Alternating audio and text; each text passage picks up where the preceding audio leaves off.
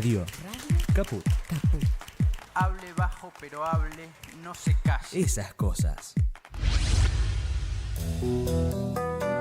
La lupa mágica de la palabra, donde se nos asoman los de las teclas y nos proporcionan un pedazo ya. La lupa mágica de la palabra, con la conducción de Alejandro Gil, desde San Miguel de Tucumán. La lupa mágica de la palabra. La palu cájima de la bralapa. De lunes a viernes, a las 12 de la noche. En Caput.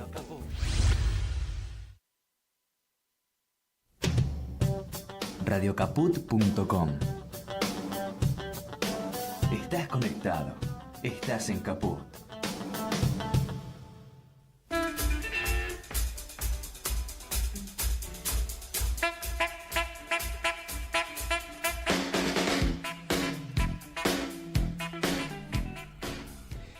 Buenas tardes, oyentes de Radio Caput.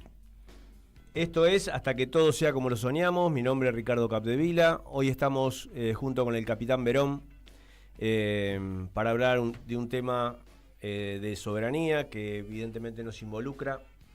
Agradecemos a todos los integrantes y técnicos de esta querida Radio Caput, a quien dirige el emprendimiento, Juan Martín Ramos Padilla, a Tatiana Ibarra, a Jorge Pardés, Ignacio Sábato y a nuestro técnico operador Martín Loza. Bueno, a la reflexión de hoy la titulo La teoría del péndulo. La teoría del péndulo tiene dos enfoques principales: uno físico, que describe el movimiento oscilatorio, la energía potencial, cinética, período, con leyes como las de Galileo y la conservación de la energía. Y otro metafórico, psicológico, que habla de cómo las sociedades, los individuos o sistemas oscilan entre extremos, izquierda-derecha, trabajo-familia, pasividad-agresividad, buscando un punto de equilibrio.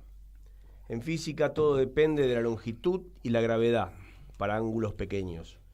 Y en psicología representa el vaivén natural hacia los polos opuestos, necesitando un retorno al centro para la estabilidad. La teoría del péndulo político es una metáfora que describe cómo las sociedades oscilan entre ideologías opuestas, izquierda-derecha, liberal-conservador, en sus gobiernos, reaccionando a los excesos de un periodo para favorecer al polo contrario, con un desgaste y una crisis económica, un descontento popular, actuando como fuerzas impulsoras de ese vaivén, creando ciclos de cambio que buscan un equilibrio, como se ve históricamente en países como el nuestro, que alterna entre las políticas económicas expansionistas y ortodoxas o en la alternancia de partidos en el poder en América Latina.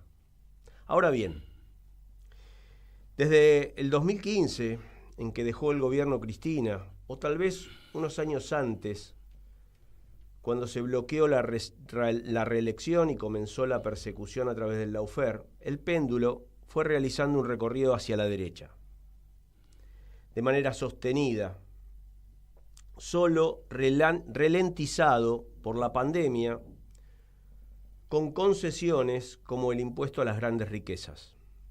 Pero incluso el gobierno de Alberto, con la legitimación del gobierno anterior, el péndulo siguió a la derecha en decisiones estratégicas como el decreto 949, la renegociación de la deuda con el Fondo Monetario Internacional o el recule en chancletas de Vicentín.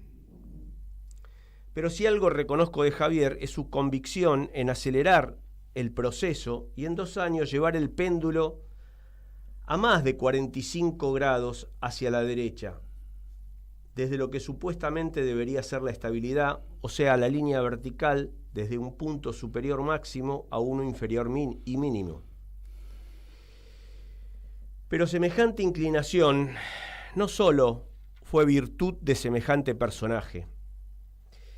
Muchos dirigentes, supuestamente del campo popular,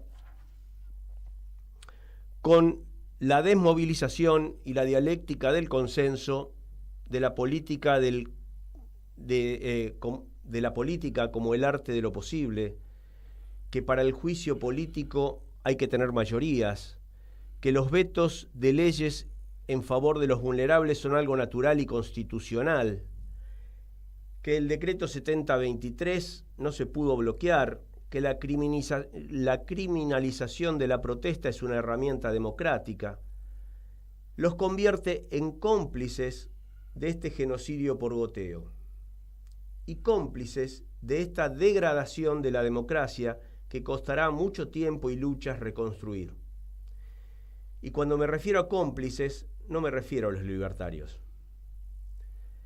Escuchar esta semana de definiciones legislativas decir que Roma no paga traidores, cuando las traiciones son la moneda común, cuando en el capítulo 11 del dictamen del proyecto de presupuesto, donde estaban enunciadas las derogaciones de las leyes 27.793 y 27.795 de emergencia en discapacidad y de financiación de las universidades, se incorporaron a ese mismo capítulo, en la madrugada, compensaciones a la Ciudad Autónoma de Buenos Aires o a fondos para el Poder Judicial. Y pese a esas concesiones, se rechazó el capítulo. No es para festejar. Es el fiel reflejo de lo podrido que está el sistema. Que esos mecanismos no son democráticos, sino que son una mierda. Eso no es política, eso debería estar castigado por traicionar las representaciones que les hemos otorgado y que están denigrando. Hay que rescatar a la democracia, dotarla de mecanismos de participación ciudadana genuinos, no de tranza, de casta ni de contubernio.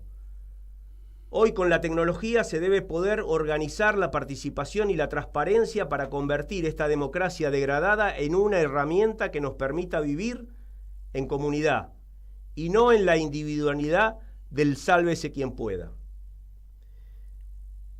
Dicha posición hace que ese péndulo, por más convicción y fortaleza que se tenga, no podrá resistir y tendrá que ceder en su caída, para muy rápidamente pasando por la zona de equilibrio, y la ciudadanía deberá ser que luego de superar la verticalidad, acompañar lentamente hacia la izquierda, pero con muchos aportes, con participación, pero sin negociar con los traidores, con quienes vinieron siendo cómplices de estos excesos y legitimando el endeudamiento feroz, que debemos luchar para no negociar con nuestra miseria y pérdidas de soberanía. El 10 de diciembre del 2023, Alfredo Zayat publicó una nota en página 12 bajo el título El péndulo argentino y la revancha clasista. A diferencia, en mi análisis, para esa fecha ya el péndulo tenía un ángulo de más de 10 grados hacia la derecha. No se inició ahí la avanzada hacia la derecha. Las castas siempre existieron, solo que hoy son más visibles.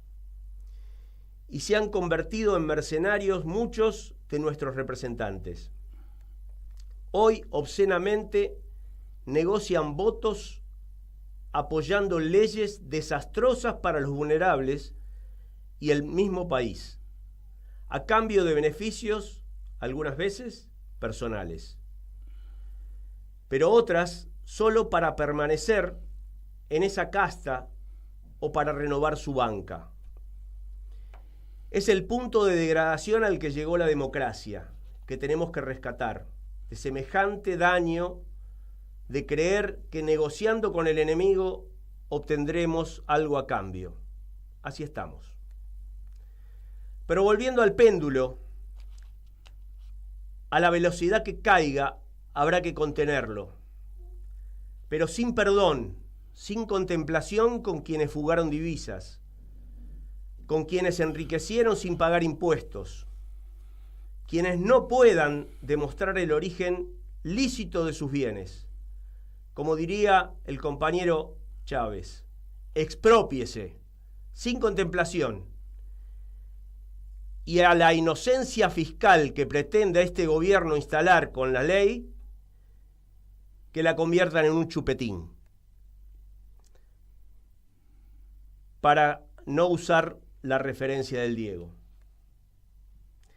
Ahora vamos a ir con un video en donde esta ira, de alguna manera, que genera todo este clima, lo manifestó también el actual diputado Grabois, haciendo notar que en la Cámara también están teniendo un mal hábito de costumbres. Vamos al video. Esta ley fue presentada por un narcotraficante que le bajamos de las listas, le bajamos del Congreso y que se fue como se va a tener que ir Villaverde, confirmadísima, señora detenida por tener merca, la merca que consumen en este lugar, por lo que se tendrían que hacer un narcotest toditos, toditos, toditos. Esta es una ley de legalización del narcotráfico, es una ley de impunidad para el lavado de activos provenientes del narcotráfico. Y la verdad, que la festejen, loco. Que festejen esta ley. Que festejen una ley con la que van a blanquear la plata de los que le venden droga a sus hijos y a sus nietos. Les tendría que dar vergüenza, incluso siendo la mierda que son, esto les tendría que dar vergüenza. Que la tenga la Villaverde ahí. Gracias, diputado. Que la tenga por favor. la Villaverde ahí. Por favor, les diputado. Tendría que dar vergüenza. Diputado. Sáquense todos una selfie con esa señora que va a terminar diputado. presa muy rápido. Chao, Villaverde. Te voy a ir a visitar al penal. Bueno, y ahora voy a pasar a nombrar uno por uno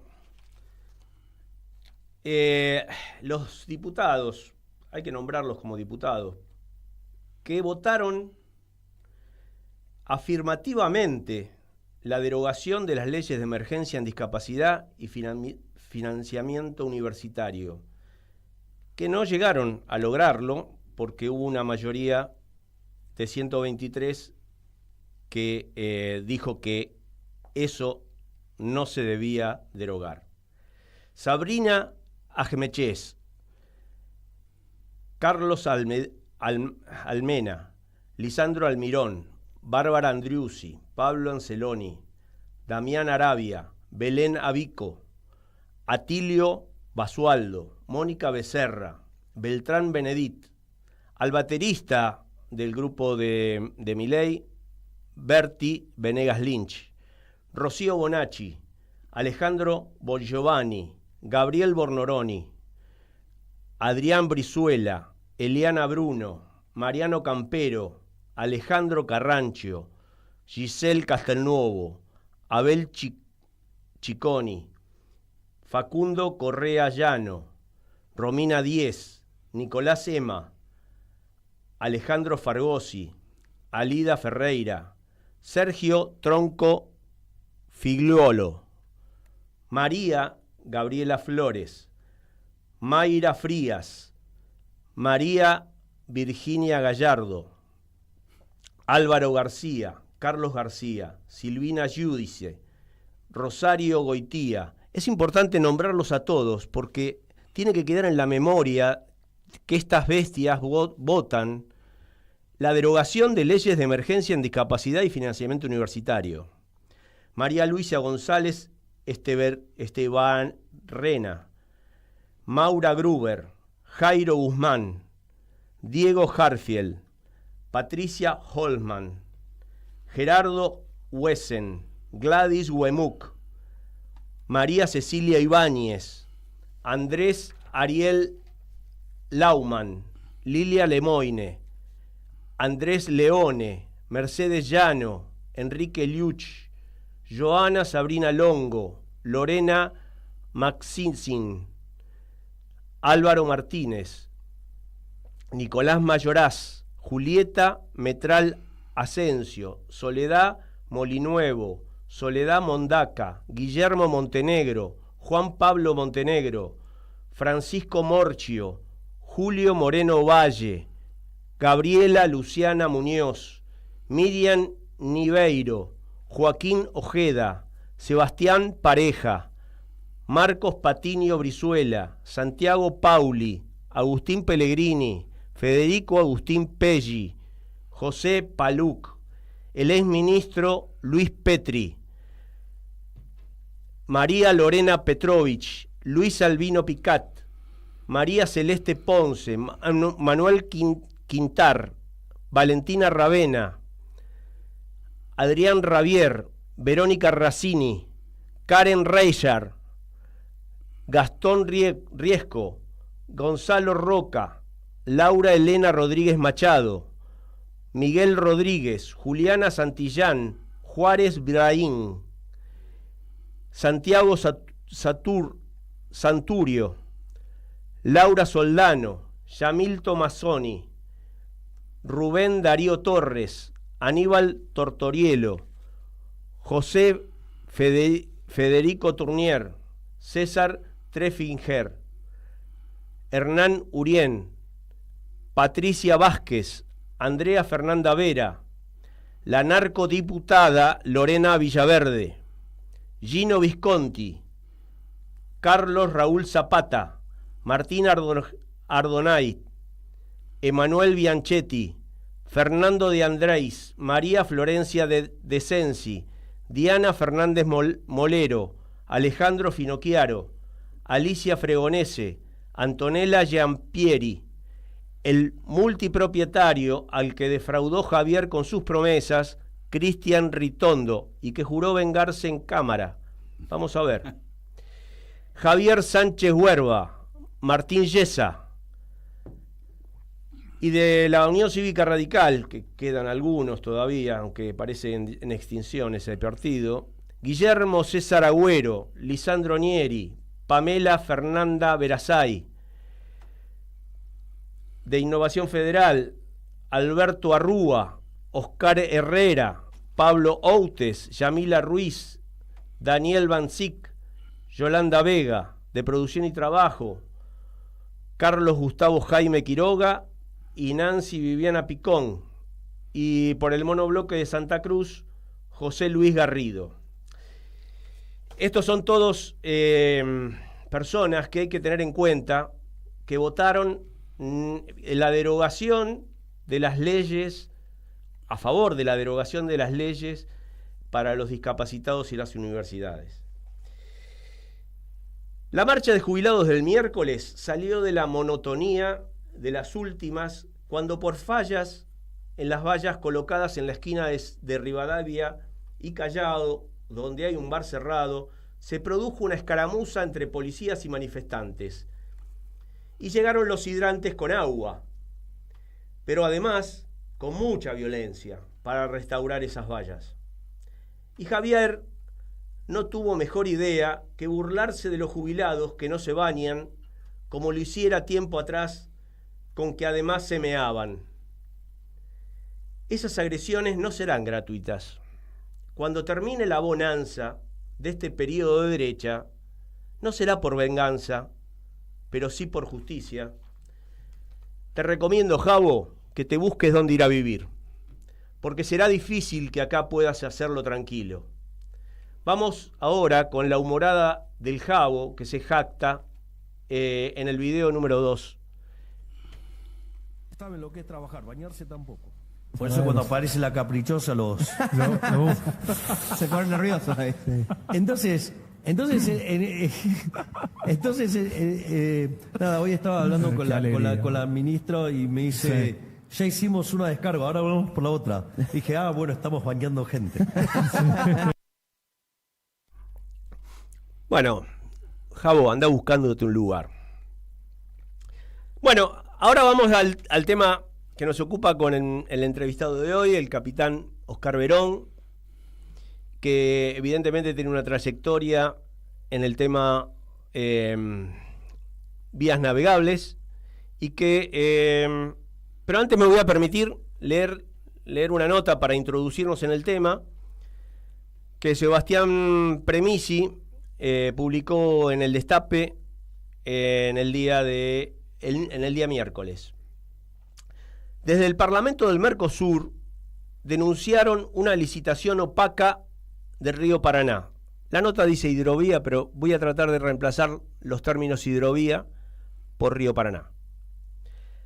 La administración Milei apura la nueva licitación del dragado y balizamiento de la vía navegal troncal, sin analizar con detenimiento las observaciones formuladas durante las audiencias públicas en las que varias organizaciones, entre las que en forma personal estuvimos presentes, tanto con Oscar Verón como en mi caso, manifestando la ausencia de estudios de impacto ambiental.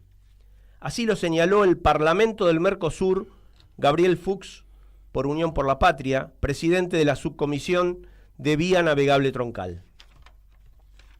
De manera opaca y aceleradamente, y cumpliendo solo en forma burocrática las objeciones múltiples que en su momento le hiciera la Procuraduría de Investigaciones Administrativas, el gobierno avanza en la privatización de la vía troncal navegable, sostuvo Fuchs. El lunes se cerró el plazo en que los interesados presentasen objeciones técnicas al proceso licitatorio. El gobierno nacional apuró el análisis de los cuestionamientos y recomendó darle continuidad al proceso licitatorio. Las empresas usuarias, es decir, las grandes navieras, las cerealeras y dueños de los puertos sobre el río Paraná, volvieron a insistir con la profundización del calado del río hasta 40 pies sin llevar adelante los estudios de impacto ambiental. De esta manera, se pretende obturar otra alternativa para la salida hacia el Océano Atlántico, como por ejemplo la profundización del Canal Magdalena, que es, a nuestro modo de ver, la única vía de salida al mar. Trámite express. Fuchs analizó el proceso licitatorio para el cobro del peaje, dragado y balizamiento de la vía troncal navegable, luego que venciera el periodo legal para realizar las observaciones de la sociedad civil y la ciudadanía, instancia que incluyó la audiencia pública de más de 10 horas y que se cortó la grabación y mi alocución quedó fuera de la grabación, o sea que yo no puedo rescatar mi presencia.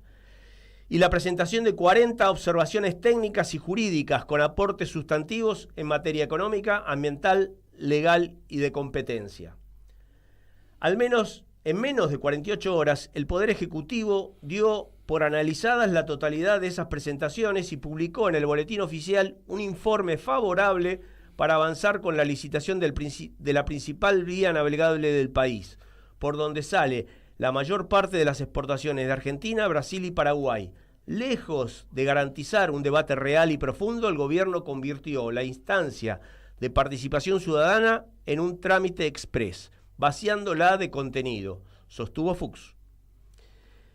El río Paraná quedó bajo el lineamiento de seguridad nacional de los Estados Unidos. El proceso de audiencia pública había sido una de las objeciones realizadas por la Procuraduría de Investigaciones Administrativas, junto a otra decena de irregularidades que derivaron de la caída de la licitación durante los primeros meses del año. El nuevo pliego licitatorio repite y profundiza los problemas estructurales del esquema anterior. Se está diseñando una concesión a 25 años que mantiene sobrecostos históricos, no reduce la tarifa aun cuando la deuda que lo justificó ya fue prácticamente cancelada y termina encareciendo en forma estructural el comercio exterior argentino. Además, no se puede avanzar en una licitación de estas características sin evaluar los impactos ambientales futuros, el cambio climático y la variabilidad hidrológica del sistema Paraná-Paraguay.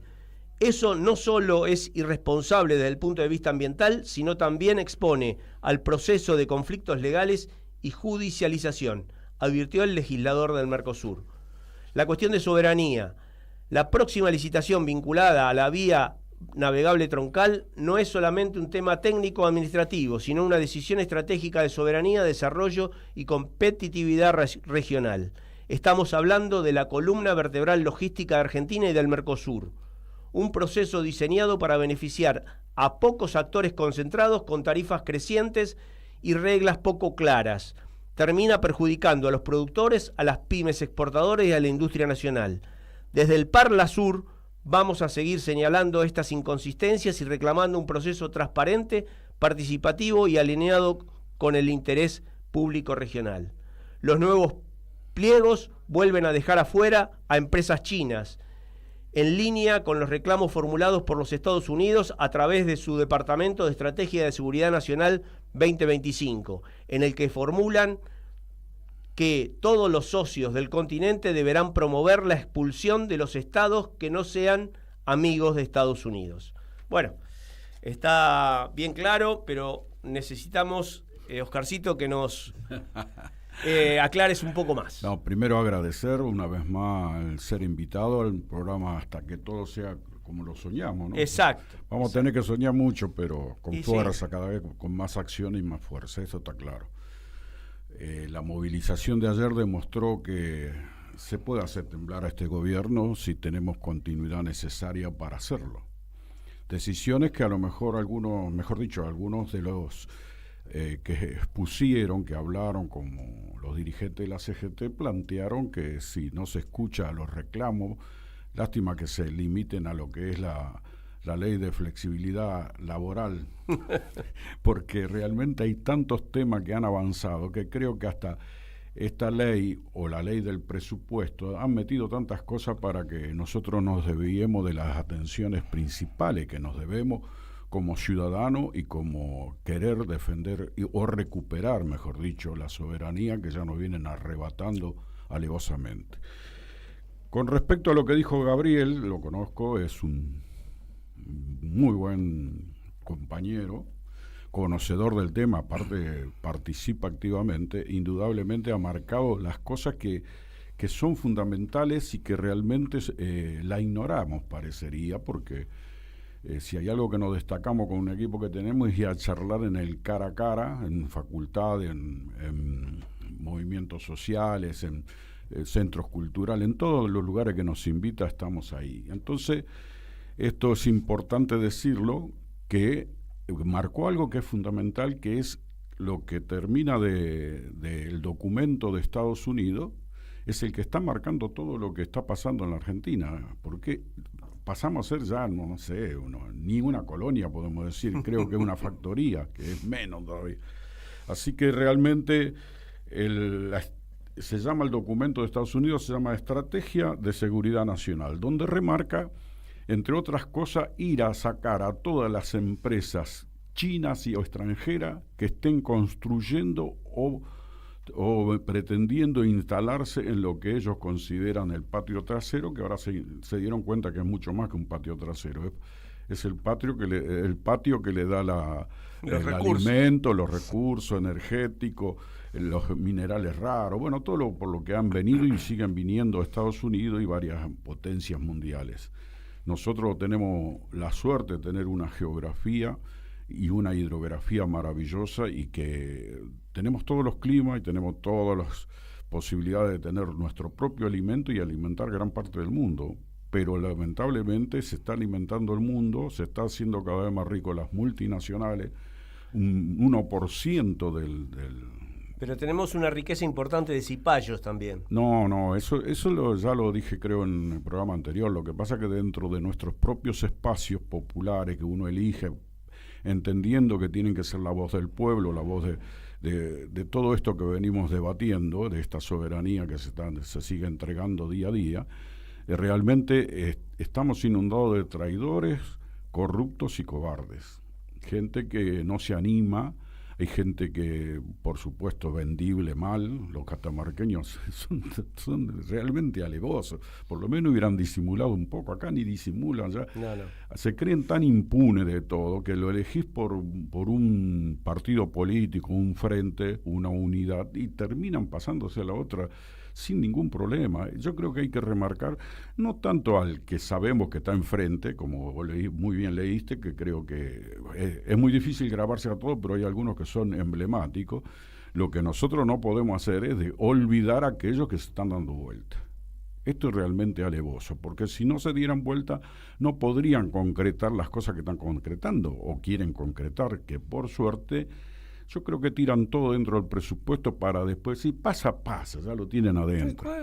Y que nos distraigamos de toda la importancia de, como venía diciendo, de que estamos cumpliendo el mandato de Estados Unidos. Ya hemos hablado en otra oportunidad cuando se firma el memorándum de entendimiento con Estados Unidos, donde estaba todo claro. En 32 puntos decían que iban a manejar el triángulo del litio, los minerales, lo dijo también el embajador Richardson. Y Laura Richardson, el otro que se renunció, que parece que ante la barbaridad del Comando Sur que estaban por atacar Venezuela, el tipo se fue, no me acuerdo el nombre ahora en este momento, se me escapó, pero realmente los que vienen y se quedan, vienen con la premisa de que Argentina a través de... tiene que ser subordinada absolutamente a toda la voluntad. Vos fíjate que terminamos de votar en la ONU, 3 países votaron, Estados Unidos, Israel, y se agrega Argentina contra el cooperativismo. Es alevoso, o sea, es tan arrastrado el sometimiento, tan vergonzoso. Yo digo, bueno, abstenete, qué sé yo, porque estamos en un país donde el cooperativismo ha sido una de las principales banderas para desarrollar cuando hubo, digamos, cuando se trató de que la torta se repartiera un poco más parejo.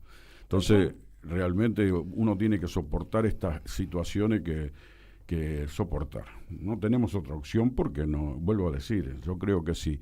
Nos está faltando en el sector de nuestras... Campo popular, una unidad que se declama, pero no se termina de redondear nunca, porque hay demasiados egos, demasiado personalismo.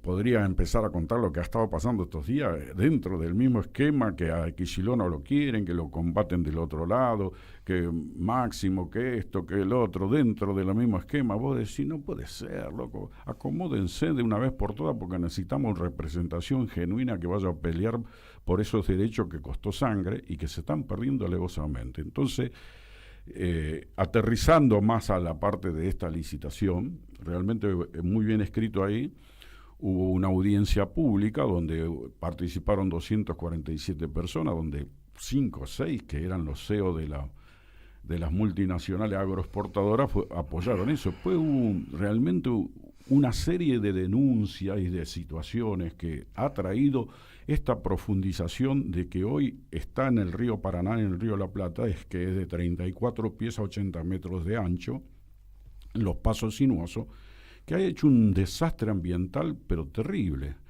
Porque cuando hablamos de dragar, que esto ya lo dije un montón de veces, uno dice, ¿qué es dragar? Sí, dragar es profundizar.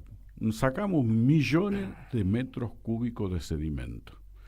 Entonces, ¿dónde se tiran si vos estás dragando en Rosario, allá en la zona de Timbú, Arroyo Seco, donde están instalados todos los puertos privados de todo control también, ¿no? Por supuesto.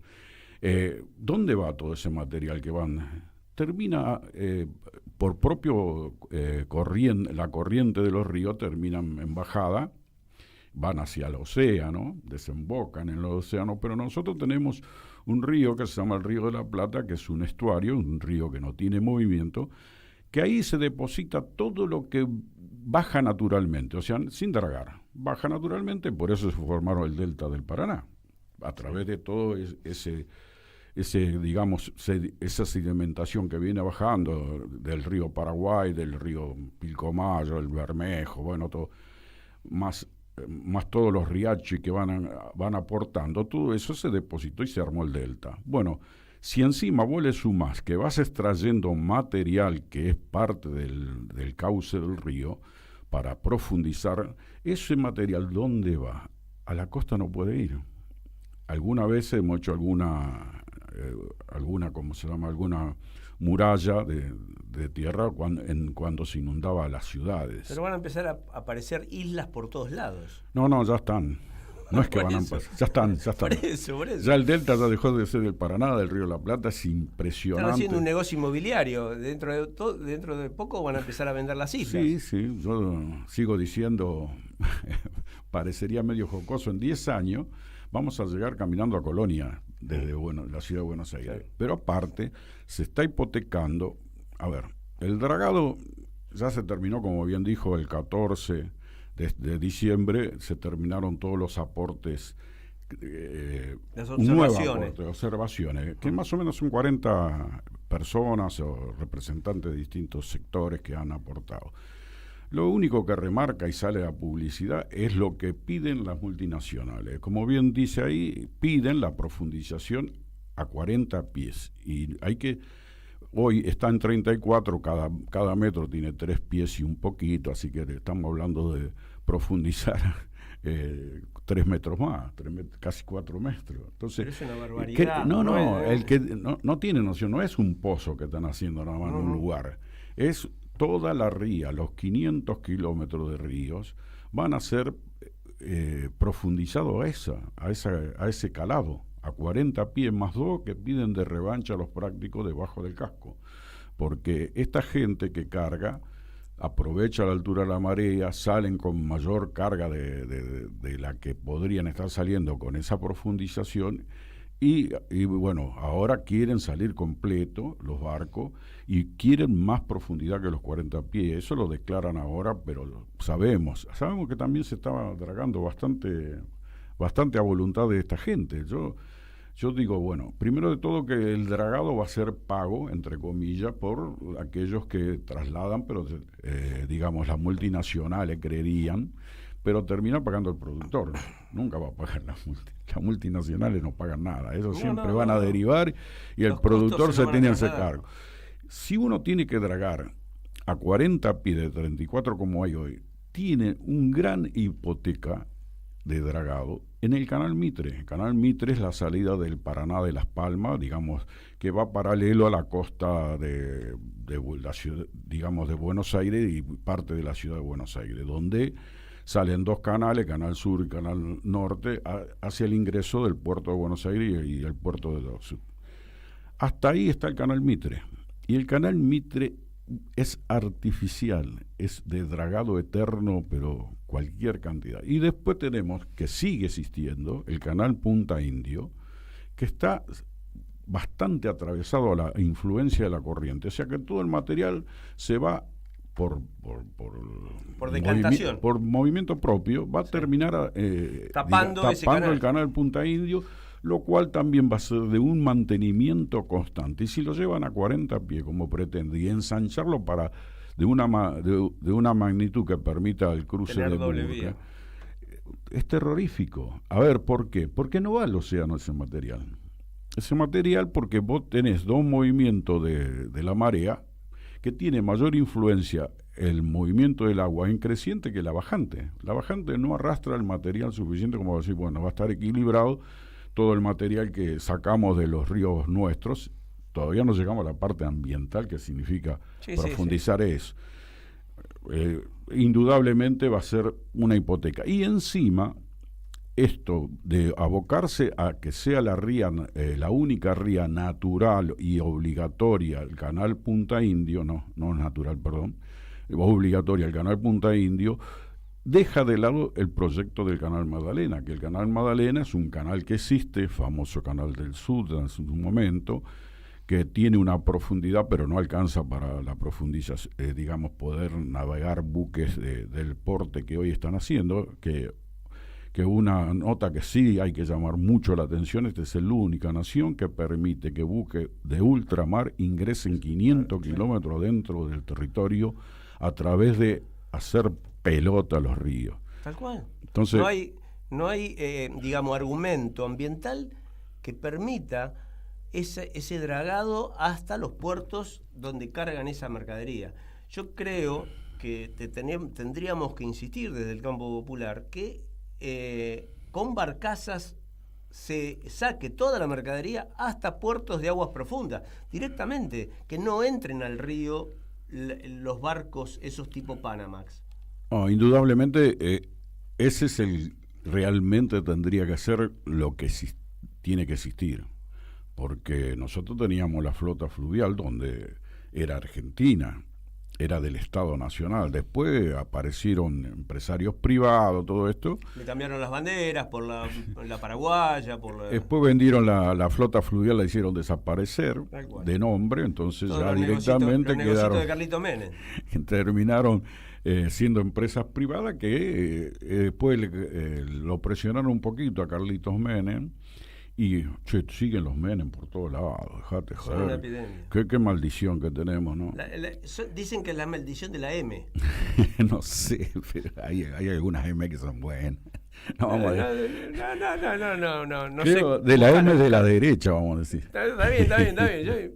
Vamos, no sé, a mí me gustaría rescatar alguna M buena. No, dentro de cierto, digamos, nivel de tener responsabilidad, no, tampoco no tengo ninguna memoria, así que... Por eso. Sí. No hagas esfuerzo. Bueno, como para ir redondeando algunas cosas, esto realmente no se ha hecho un solo estudio de impacto ambiental. Cada uno que expresó decía lo que le afectaba, lo que va a hacer cuando vos haces una zanja más profunda en un río, en un arroyo, lo que fuera, el agua se va a hacer zanja profunda. Ya ha pasado que la ciudad de Rosario, Victoria, la ciudad de Victoria, quedó sin agua potable, porque se aprovisiona del río. Y bueno, hubo una bajante, se fue hacia la canaleta y ellos se quedaron sin agua. Y de hecho en esta audiencia participó la intendenta, donde advertía esto, si seguía profundizándose. Y encima, por más que se profundice, esto lo dijo un inspector compañero de dragado, todo esto, decía, sí, esto van a hacer el pozo cada vez más profundo, la zanja más profunda, pero el agua va a ser la misma. Claro. Así que van a tener que dragar hasta China y encontrar agua de abajo, ¿viste?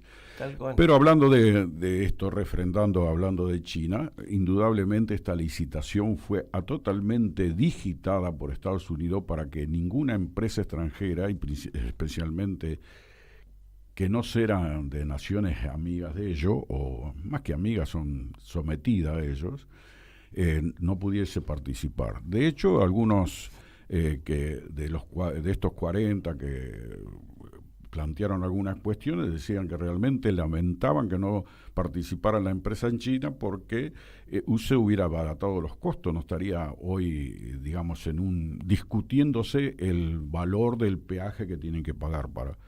Hay varias cosas, puntos que tienen que ver con el canal, digamos, la red troncal, como se dice, que son nuestros ríos, no nos olvidemos, son nuestros ríos, lo están haciendo pelota, nos están haciendo un desastre ambiental absoluto, lo dijeron los pescadores, los isleros, los empresarios, pequeños empresarios que dicen que con la descarga le tapaban los arroyos y no tenían la cosecha de arroz de Entre Ríos, todo. No, ya las concesiones en la época de Menem asimilaron al río a una autopista.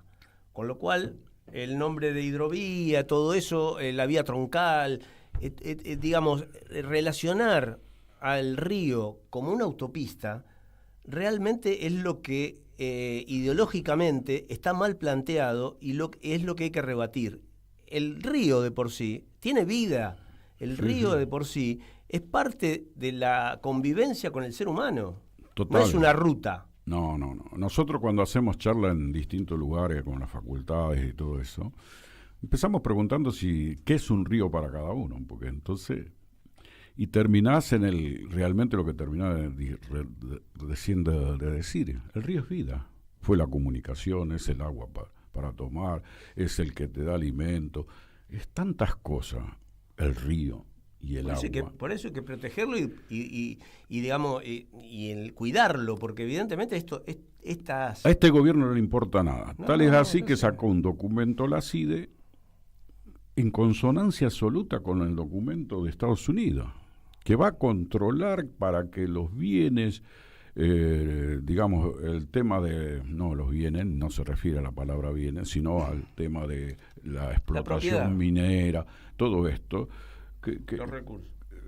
Todo acompañando el documento de Estados Unidos. Vos decís, no puede ser, sí puede ser. Realmente estamos ante una cantidad de traidores que no tienen patria, que su única patria es el dinero. Pero bueno, nosotros seguiremos en la lucha y tenemos demasiadas cosas que se están perdiendo. Yo puedo hablar de la repartición, que sigo estando, una repartición que la han hecho desaparecer, pero para nosotros sigue existiendo. Hay que recuperarla. Vías navegables. Que es la Dirección Nacional de Construcciones Portuarias y Vías Navegables, que como siempre decimos nosotros, cumplimos ahora 127 años. Se creó un 26 de octubre de 1898. Es increíble las cosas que se han hecho. Yo te digo, vos llegás a cualquier puerto provincial y nacional y esa construcción suele figurar en las vitas, que son los elementos de amarre, donde amarrás un barco con los cabos y la soga, como quieran decirle. Y ahí dice en qué año fue construido y quién lo hizo. Dice MOP. Y es Ministerio de Obras Públicas. O sea, en su momento se llamó Ministerio de Obras Públicas y de ahí descendieron distintos organismos como la Administración General de Puertos, la Dirección General de todo. Nosotros hemos dragado la única salida que tiene Bolivia al mar. No sé si alguna vez lo dije acá, pero los muchachos, los correntinos, han tenido la habilidad de un proyecto por un pedido de Bolivia, porque obvio saben que no tiene salida al mar, y en su momento se fue a dragar el canal Tamengo. El canal Tamengo está a la altura de Corumbá, se dragó, se habilitó después de un trabajo de esfuerzo impresionante, porque cuando se habla de dragar es un operativo de embarcaciones, la draga, la lancha de apoyo, un barco que hace relevamiento, bueno, todo es un sistema, se mueve todo un apoyo logístico a través de lo que significa un operativo de dragado, que realmente lo conocen aquellos que tienen alguna relación. Todo eso lo hizo esta repartición, construyó la única iglesia flotante en el mundo, eso lo había comentado, así que sí. Hay que recuperar, el Estado tiene que volver a ser... Y que se está dejando de formar especialistas en el tema. Totalmente. No, hay la escuela fluvial, pero que también toca el dragado, pero lo que nosotros hacíamos cuando yo egresé de la escuela de aprendices, lo hacíamos práctica en los barcos y o en los talleres, de acuerdo a la carrera que hicieras. Sí, pero ahí no hay barcos. Hoy los barcos están entregados. Todavía entregaron la Draga 256C, que la Capitán Núñez, una de las más poderosas que se construyó en Argentina, o sea, también... Que la usó durante toda su concesión. Los 30 años las usó y... No, pero está... Todavía está en uso. Sí, sería la ideal para dragar el canal Magdalena. Y tenemos otras embarcaciones muy rescatables todavía, pero realmente... lo que yo quiero dar a significar que tenemos que rescatar el Estado en todas sus funciones. Vos fijate lo que está haciendo la gente del CONICET con el tema de explorar el fondo submarino. Pero esa es presencia del Estado. Totalmente, la CONEA, vos tenés tanta organismo, y el INTA, el INTI, tanto organismos que realmente prestan un servicio esencial para el desarrollo de la nación, y lo están destruyendo. Oscar, te propongo, vamos a un tema musical de La Murga, de esa te la debo, y volvemos para hacer una síntesis de cuáles son las expectativas de este fin de año. Perfecto. Hay un pueblo que protesta contra el gobierno cipayo que lo quiere a Donald Trump. Hay un pueblo que protesta contra el gobierno cipayo que lo ama a Donald Trump. Hay un pueblo que protesta contra el gobierno cipayo que lo quiere, que lo ama y que se agacha cuando llega Donald Trump. Hay una ministra muy fascista y muy borracha que reprime a ese pueblo que protesta contra el gobierno cipayo que lo quiere a Donald Trump. Hay una ministra muy fascista y muy borracha que ya se olvidó la letra y por la duda saca un arma contra el pueblo que protesta y le vuelve a disparar. Que hay un vino que se queja porque dice que la ministra era fascista mucho antes de que lo venga a tomar.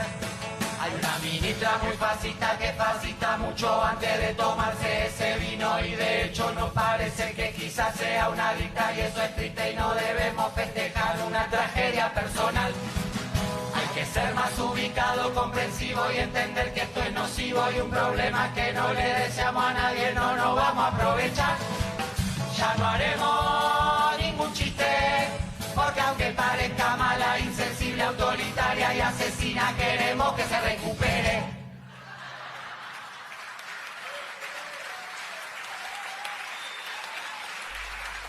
Bueno, cabe aclarar que dejó de ser ministra y ahora es senadora, pero de todas maneras sus hábitos no los cambió. Sigue siendo borracho. Bueno, Oscar, a ver, no sé, estamos terminando el año, de alguna manera nos hemos visto en un montón de luchas en la calle. ¿Qué reflexión tenés y qué expectativas del próximo año como para de alguna manera tener una esperanza si es que la hay? Yo, más que una reflexión, voy a hacer un pedido a un gobierno que entiendo que es lo más cercano a lo que uno quiere que sea. Lo más cercano. Indudablemente hay mucha asignatura pendiente en una forma de ser de esta nación, de los ciudadanos que nos ayuda a tomar decisiones fundamentales. Acá, por ejemplo, tenemos una decisión que se tenía que haber tomado ya, que es el puerto de Quequén. El puerto de Quequén, que venció la licitación de una de las terminales, tendría que el gobierno de la provincia de Buenos Aires, una vez por todas, a una asamblea que se ha armado y que ha peleado, que ha hecho conocer la situación de ese puerto, realmente es rescatar hasta como una propiedad, digamos, participada. Tampoco la quieren absolutamente en manos del Estado. Que es una parte del puerto. Claro, es una parte. Son 3 terminales. Claro. Hay la que se le termina, es Cargill nada menos, que es la misma que, digamos, que perdimos la oportunidad con Vicentín. Creo que hay que tomar el toro por las astas en la provincia de Buenos Aires, que está faltando esas decisiones. Están aprobando para construir 3 puertos en la altura de Escobar. O sea, vamos a seguir, a ver, si alguien toma dimensión, están aprobando que hubo una consulta popular, entre comillas, porque ellos consultan, pero no les interesa el resultado de la consulta. No, es una cuestión administrativa para ellos. Bueno, la cuestión es que esos puertos no se pueden construir ahí. Primero porque quiere decir que vamos a seguir habilitando que se profundice el río Paraná y el río La Plata a voluntad de las multinacionales, en vez de ejecutar muy bien el plan que tendríamos que estar pergeñando y ya elaborando, que es todo traslado por barcaza y construir un puerto de aguas profundas en la salida casi en donde empieza el canal Magdalena, está la zona estudiada, tan todo para hacer un puerto multipropósito, pero especialmente para que no ingresen los buques, que en ningún lugar del mundo está pasando esto. Decirle a los yanquis que en el Mississippi lo draguen a 40 pies. No lo van a hacer. Entonces, viste, esto es lo que no seguir permitiendo que se atente contra la salud, porque atentar contra el tema de el impacto ambiental es la salud, no hay otra cosa. Así como también pedir que, por favor, que empiecen a no permitir fumigar tan cerca de las poblaciones, con el viento, el cáncer, la contaminación, todo esto. Hay tantas cosas para demostrar como ejemplo en la provincia de Buenos Aires, mucho más de lo que están haciendo, porque hay muchas obras que se están realizando, con lo que no le dan también. Indudablemente mi pretensión, si por ser miembro de la comisión del Canal Magdalena y estar trabajando continuamente en la CTA, en ATE, en las distintas organizaciones que nos abren su puerta para permitirnos discutir todo esto y tener el apoyo de instituciones,